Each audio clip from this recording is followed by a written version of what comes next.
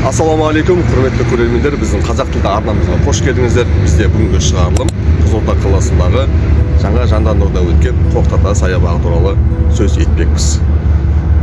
Бүгін Қызылорданың ең сүйікті орындарының біріне Қорқыт-ата саябағына келдік. Жуырда толық жаңғыртудан өткен бұл жер қазір қала тұрғындары мен қонақтар үшін ерекше демалыс мекені болып саналады. Қандай өзгерістер болды? Енді көруге болады. Бәрін бірге шолып шығайық. Саябақ Таза Қазақстан экологиялық бастамасы аясында жаңартылып, ресми түрде пайдалануға берілді. Бұл жоба қаладағы жасыл аймақтарды көбейтіп, тұрғындардың өмір сапасын жақсартуға бағытталған үлкен жұмыстардың бір бөлігі. Саябақ туралы цифрларды сөйлетейік. Жалпы аумағы шамамен 39.000 метр квадрат құрайды. Заманауи субұрқақ, балалар ойын алаңдары, спорт алаңдары, серуен жолдары, демалыс аймақтары орналасқан.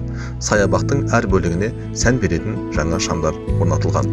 Жобаға 1 миллиард теңгеден астам қаражат бағытталған. Жалпы жобаның ашылуы саябақтың 2025 жыл қазан айында қала күні мен Қызылорда Астананың болғанда 100 жыл мерейтойына қарсаңында ашылды. Бұрынғы көріністермен салыстырғанда саябақ толықтай келбет өзгертті.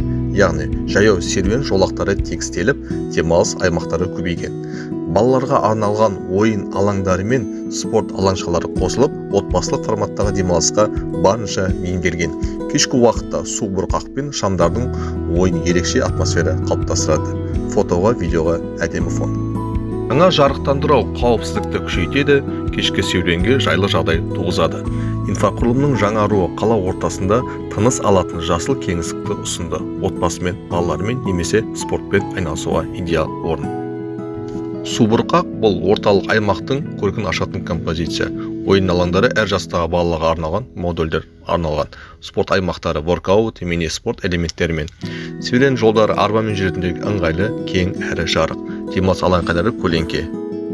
Саябақтың ашылу салтанатына қоғам қайраткерлері, ардагерлер, қала тұрғындары қатысқан. Қала әкімі Нұржан Ахатов инфрақұрылымның жобалардың қарқынды атап өтті. Мысалы, мәдени демалыс паркінің жаңғыруы, президент саябағы мен балалар тынығу лагері, сондай-ақ ботаникалық білім беру орталығының құрылысы жүріп жатыр. Бұл саябақ сол үлкен жоспардың нақты нәтижесі. Саябақ қаланың қолайлы бөлігінде орналасқан, жаяу немесе көлікпен жету оңай. Жергілікті карталарда Қорқыт-ата парк ретінде белгіленген, бағасы жоғары пікірлер бар. Яндекс картаның қолданушының деректерінде көрсетілген. Навигацияда Қорқыт-ата саябағы деп іздесеңіз бірден табасыз. Қысқасы, Қорқыт-ата саябағы Қызылорданың жаңа деңгейдегі демалыс кеңістігі болып саналады. Егер қалада немесе қонақтап жүрсеңіз, міндетті түрде барып көріңіз. Сөз соңында осы саябаққа атсалысқан барлық әкімшіліктерге, құрылысшыларға алғысын шексіз екенін айтқым келеді. Құрметті көрермендер, қала тұрғындары және Қазақстанның бүкіл оқырмандарым, сіздерге бейне жазба ұнаса, арнамызға, қазақ тілді арнамызға 1000 оқырманға жетуге атсалысып кетсеңіздер. Пікір қалдырыңыздар, лүпіл басыңыздар, келесі кездескенше ағайын.